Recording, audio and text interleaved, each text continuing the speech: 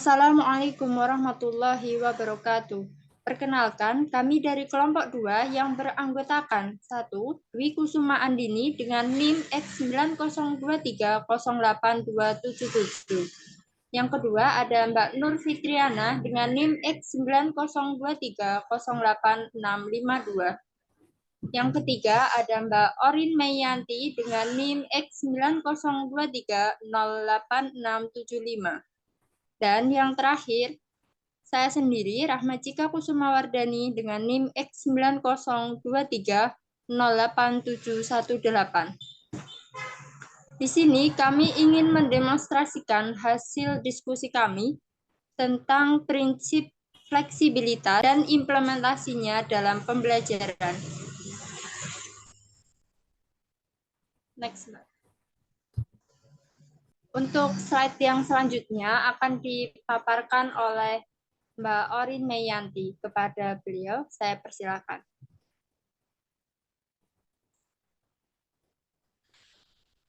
Pertanyaan nomor 2. Jelaskan secara rinci tentang prinsip fleksibilitas dan contoh implementasinya dalam pembelajaran. Rumuskanlah prinsip relevansi kurikulum di salah satu sekolah. Tolong di next, Mbak. Prinsip fleksibilitas terkait dengan keluasan dalam tahap implementasi kurikulum. Prinsip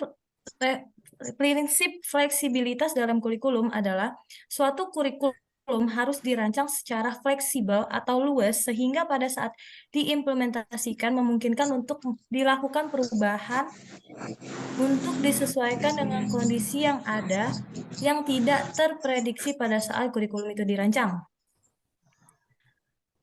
Kurikulum harus dapat mempersiapkan anak untuk kehidupan sekarang dan yang akan datang, di sini dan di tempat lain.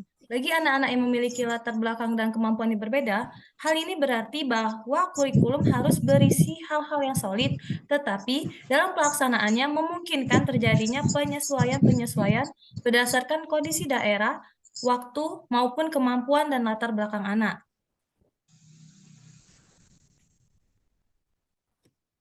Untuk contoh implementasi dalam pembelajaran, yaitu pembelajaran dengan menggunakan media LCD, proyektor atau OHP atau OHT, namun pada saat hari H terjadi pemadaman listrik di lokasi.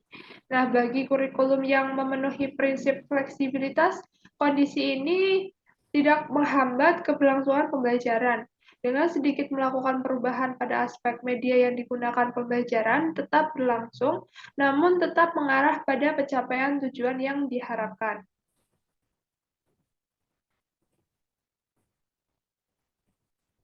Kemudian yang kedua yaitu ada pelaksanaan kegiatan praktikum dapat disesuaikan dengan ketersediaan alat dan bahan yang dimiliki oleh sekolah. Nah, apabila suatu sekolah tidak memiliki kelengkapan alat dan bahannya, maka kegiatan praktikum dapat dilakukan melalui video demonstrasi praktikum. Selanjutnya yaitu contoh ketiga. Pembelajaran akan dilaksanakan dengan menggunakan media laptop. Namun dikarenakan keterbatasan sarana dan prasarana, peserta didik tidak menggunakan laptop. Kurikulum harus secara fleksibel menyesuaikan dengan situasi dan kondisi yang ada. Pendidik dalam hal ini perlu menyiapkan alternatif lain yang kiranya dapat diterapkan dalam kondisi tersebut. Pendidik harus menyiapkan alternatif lain jika peserta didik itu tidak bisa menggunakan laptop karena keterbatasan laptop, maka bisa juga diakses melalui HP karena pada zaman sekarang ini rata-rata siswa itu memiliki HP untuk mengaksesnya. Selanjutnya yaitu kurikulum fleksibel bagi guru, yang artinya kurikulum harus memberikan ruang gerak bagi guru untuk mengembangkan program pembelajarannya sesuai dengan kondisi yang ada. Guru harus menyesuaikan pembelajaran seperti yang dijelaskan tadi. Jika pada lingkungan sekolah kekurangan alat-alat praktikum, maka guru itu bisa menggantinya dengan video demonstrasi atau juga dengan menggunakan virtual laboratorium. Selanjutnya, fleksibel bagi siswa. Artinya, kurikulum harus menyediakan berbagai kemungkinan program pilihan sesuai dengan bakat dan minat siswa. Misalnya, dalam pengumpulan tugas itu disesuaikan dengan bakat dan minat siswa. Misalnya, ada siswa yang berbakat dalam bidang seni, maka pengumpulannya tugas itu bisa dikumpulkan melalui poster ataupun video vlogging atau podcast. Yang penting capaian dalam pembelajaran materi tersebut tercapai.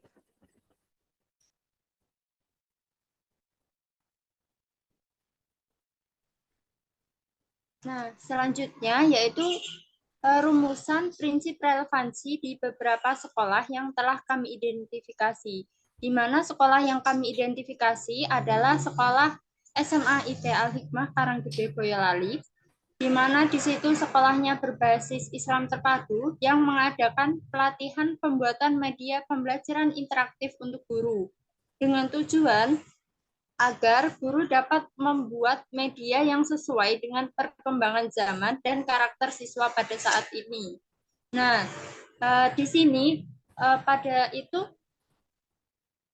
mengadakan IHT yang berkoordinasi dengan salah satu universitas di Semarang, yaitu Universitas PGRI, di mana di situ dibimbing untuk menggunakan platform pembelajaran seperti Kuiper, kemudian Studio Editor, di mana di situ para guru diajarkan untuk membuat sebuah media pembelajaran interaktif yang berasal dari mulanya berupa foto, kemudian diberikan tulisan, dan dari foto itu orang tersebut, orang yang ada di foto itu bisa mengeluarkan suara, entah itu suara laki-laki maupun perempuan. Jadi dengan seiring berkembangnya zaman, kita juga harus menyiapkan media-media pembelajaran interaktif.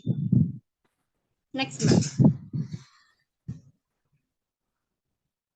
Yang kedua, yaitu di SMA IT Al-Hikmah Karanggede Boyolali mengadakan pertemuan dengan orang tua atau wali siswa terkait perkembangan peserta didik sebagai upaya penyesuaian tuntutan orang tua ataupun masyarakat terhadap pencapaian peserta didik.